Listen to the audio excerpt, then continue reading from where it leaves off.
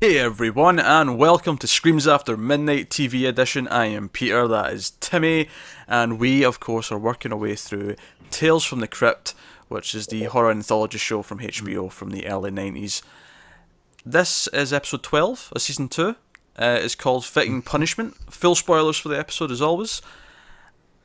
So, the plot of this one, Timmy, but you'll know because you watched it, but for everyone else, Yeah. is a very cheap, tight-fisted old funeral director slash mortician. He's burdened with looking after his nephew after his sister and his brother-in-law die tragically in a car accident. So his nephew shows up and he has to now look after him. And we basically learn about him, how he doesn't leave lights on, and he turns the lights off all the time. He doesn't even let a tap drip, the faucet, because water costs money. Electricity costs money. And we even see how deplorable it is. He steals jewellery from the dead bodies, and he gets coffins that are shorter from another country, from Taiwan, to save money, but he charges full price. Quite a character. It goes from there, and he ends up being even more deplorable as we get to know him with his nephew, who he treats like absolute shit as well, might I add. Yes. Tim, did you enjoy Fitting Punishment? I absolutely love this episode, and I like the very first second of the episode. I knew exactly which one it was. Like as soon as I saw the Crypt Keeper with his basketball, I was like, oh yes, I know this episode. This was a favorite of mine growing up. It's very serious. It's not like one of the jokier ones. And I don't think there was really any moments of levity or anything in it. You say that, Tim, but I was laughing a lot. Really? Okay. Yeah, I wouldn't class this one as a serious. Well, it's serious in what it is, but it's so over the top that I think it's really funny. I don't know. I didn't really get that impression. I think Uncle Ezra is so comically villainous, and there's also a lot of things at the start that make it feel very fictitious. Like he doesn't know that he's now legally the guardian of someone until he shows up at his doorstep. Like no, you would know. Yeah, I mean, there's some stuff you have to take for granted here, but I don't know. Nothing really made me laugh or anything this episode. And he is that over the top villain, which is kind of great that we're back to this formula of the very horrible person who is going to get some type of fitting just desserts ending, which I really enjoyed how it wrapped up. Yeah, I thought this was really over the top. Actually, I enjoyed it, but I enjoyed it because it was so over the top, and it got so ridiculous, and it escalated in a way that I didn't see coming. Yeah, because he's constantly, all right, your bed to the nephew is, it's just one of the old trolleys for the bodies. You're sleeping on that. Turn the light off. Don't leave the tap dripping. He teaches him a little bit about how to drain the bodies of the blood and just help around the morgue, that kind of thing. And that's all fine and well, but then he keeps blaming the nephew for stuff that he does wrong. Because the nephew is like, okay, I'll measure this body for the coffin, and it turns out they ordered it in the wrong material. The dad of this son who's been killed, he wants an oak coffin, but he orders pine. And we see that Bobby, the nephew, said oak, or at least that he knew it was oak. And obviously it's Ezra who's made the mistake, but when Bobby speaks back to him and says, no, it was you that did this, he grabs a crowbar and beats him. No. Oh, yeah. Sorry. No, on you go. All right. Well, now I don't really think that is that over the top though. I feel like there are people that definitely it's a horrible way for a human to act, but I do think there are people that would be that extreme. I haven't got to the over the top part yet. I still think it's a little bit over the top. Okay. I don't really get why. He's so tight but he's stealing jewelry from the bodies. He's ordering cheap coffins from other countries, and yet he's like, surely the point of doing all that is so that you don't care if your light's left on. You get to live a little bit more comfortable. But he's still really tight. I don't understand why he's so poor when he's skimming this much money from people. Well, the thing is, I think he's probably just greedy, and then like, like is just like looking out for himself. And Sure, but it's over the top. You have to admit that this whole conceit. I actually really like the actor playing him, but I do think it's an over the top performance, and I think that's intentional. Well, I can see it being like over the top, but I wouldn't necessarily say it's like unrealistic though. Like I do think there are people that are like this out in the world, especially like. Lately, there is. Yeah, don't get me wrong. There's tight-fisted people in the world, but I do. This is a very comic version of it. This is exaggerated in a lot of ways. Sure. Yeah, definitely. But yeah, after he beats someone with the crowbar, it then cuts to a scene where the doctor's like, "Yep, he'll never walk again. He's paralyzed." I'm like, that escalated. Jesus. Yeah. So then he's this burden for me because he has to pay all these medical bills, and now he's poor rather quickly. But I'll buy it. Yeah, the medical bills pile up, and he has to deal with it. And he gets the idea where he's like, "Oh, this pine coffin that I had to replace, like this pine coffin's just sitting around now. Yeah. Not being used. I'm going to kill him." And he kills him by throwing up his basketball, because we see Bobby's got a basketball at the start of the episode, and he tells him not to bounce it in the house and stuff, like so on. So the basketball's kind of a running thing that we keep seeing, and he throws a basketball at him, and it makes him go down the stairs, down into the sort of the morgue, and presumably kills him, because we see him drain the body with the blood, and he puts him in the coffin, which turns out to be far too short for him, because the reason why he buys the cheap coffins is that they're shorter, so there's less material, and that's partly why they're cheaper. And you cannot tell me that him using a buzzsaw to cut off his legs to make him fit in the coffin is not comical. No, I didn't really think it was comical. I was laughing my ass off during this scene. I don't think he like, he doesn't play it like a crazy over the top like guy who like starts like laughing maniacally and stuff like oh and stuff and like. No, but that's what makes it funnier. He's so practical about saving money that. I thought this was a really funny scene. I'm actually surprised that you took it this way. No, I don't know. To me, it didn't really play off as comedic. It was more just like messed up. Like oh, this guy is like a villain. This is like something. Maybe I'm coming off as a complete nut job here, thinking this is such a funny episode. But I don't know. I thought it was so comical and over the top that and this just kind of added to it. It felt almost Evil Dead-esque, the way this just sort of like, oh, I can't make the foot fit. I've got an idea, and he pulls out a buzzsaw, and you see the blood spraying as he's cutting the foot with the buzzsaw. I think for me, like, I feel like if it was played differently, it could have definitely come off as comedic to me. Like the very idea of it, can be funny, but like, if they had like, goofy music or like sound effects or like something, like if it was like more Evil Dead where maybe he's doing it and it's like like splurting up into his face and then he like like I don't know, has to like rip it off with his hands or something, or they're actually showing the feet, what I mean? Like if there's more stuff like that, I would tend to agree with you more. But I think the way it's played off, like I'm not saying it was like a dramatic masterpiece or anything, but just the way, to me, like I wouldn't say like comedic, I wouldn't. I mean, I don't think comedic's the word I'd use, but it still felt kind of. I don't know. I can see how it can make you laugh, but I don't know. The word serious is not the word I would use for this episode at all. When you said that at the start of this, I was like, "What? Serious?" And then the whole. If you. In terms of this show, at least, like, I think I can see. Like, there's no I'm having trouble explaining it.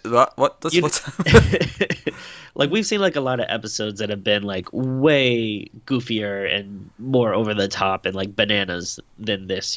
Like, I'm saying it's pulled back from most of what we've seen of this show. Sure, okay. So anyway, the body he cuts off the the feet, of course, and then all this creepy stuff starts happening when he's in the house by himself. The lights start coming on, the tap starts dripping back and forth, and he ends up getting. We see the basketball come tumbling down the stairs, so we know something creepy is going on, and then he gets thrown down the stairs, and now he's paralyzed. Which, by the way, I love that two people get paralyzed in this episode. Is it that easy to paralyze someone? And especially, it's very quick too. It's like he falls to the floor and is almost immediately like, my legs. I can't feel my legs. It's like, I can't feel my legs. It's that quick. And then we get, and I think this is great. Don't get me wrong. I'm not making fun of this. But again, I think this is really comical with the feet on their own coming down the stairs, and then that's kind of funny. And then Bobby coming down on his crutches without feet, and his legs are just kind of hanging and floating. Yeah, It's a great image, but did you notice the mistake when they first show him? No, what was it? If you look, you might like have to pause it, but when you first see him, his left hand crutch. Mm-hmm. Like the bottom of it is missing. Like, oh, really? So I'm guessing they must have maybe like done something with a green screen, like with his feet, and it must have covered like the end of his crutch a little bit. Yeah, it's some really cool imagery. Like the feet on their own, really funny, and then him coming down's amusing. And it just ends with him coming to. I say walking. I don't know if I can really call that walking. Hovering with crutches. Comes towards him, and that's the end of the episode. Goes back to the Crypt Keeper. I like this episode quite a bit. I liked it more as it went on because it kept escalating and going more and more ridiculous. Yeah, which is why like the serious thing really threw me at the start, because I don't know, like it felt so. I guess like nothing about it felt realistic to me. It felt very heightened for the drama and the horror of it all. I mean, it's definitely heightened, and everything's like played out kind of quick and over the top, but not like in a comedic way to me. Like I don't think they're trying to play stuff for laughs. No, I don't know if it's playing for laughs per se, but is black comedy though? It is like if you're someone who enjoys that kind of stuff, enjoys that kind of stuff, I think it does play in a more of a fun way than it does a serious way. Perhaps maybe because the characters do feel kind of cartoony. Because I mean, as much as there are people who are very tight-fisted, there are people who are crooks and steal from dead bodies. Yeah. The way he reacts immediately to him, and how he just like, oh yeah, you can do work around here. Yeah, sure, you can stay. Like, just it's very, very two-dimensional. What I feel like maybe part of the problem might be is, since it's a half hour, you have to squeeze everything in pretty quickly, so everything seems to happen at like a pretty fast pace. Whereas it does. I'm not saying that this should be a 90-minute movie, but if it wasn't, had a lot more time, you could get more character growth. And maybe I don't know if I'd enjoy it as much though. I kind of like it better as being kind of cartoony. I'm not saying that it like should be that way. I'm just saying like that might be a reason why it seems a little over the top or unrealistic, because everything happens so fast. Don't get me wrong, like honestly, most episodes of this show are unrealistic and kind of silly, and that's fine. That's just kind of what the show is. Yeah. But I also like remember seeing this a couple of times as a kid. Like again, there's so many episodes of Tales from the Crypt, and when I watched it, like when I think about it now, I can't remember if I just watched a lot of episodes like over and over again, or if I only really watched like a few episodes. But this is like one that I definitely remember, and I saw it pretty young, and I remember it creeping me out kind of as a kid. So a little bit of it does have like some like nostalgic factor to it for me as well. Yeah, which for like, watching it now, it's obviously not really scary, but like as a kid is For me, it was more of an it's like the first like say 5-10 minutes of it, like whatever, it was kind of like, oh, this is really on the nose. He's just comically villainous, and But then when it started to get to the, crowbar, he's paralysed. Oh, we've got creepy things happening. Now we have feet walking on their own, and it just kept escalating in insanity for me. Yeah.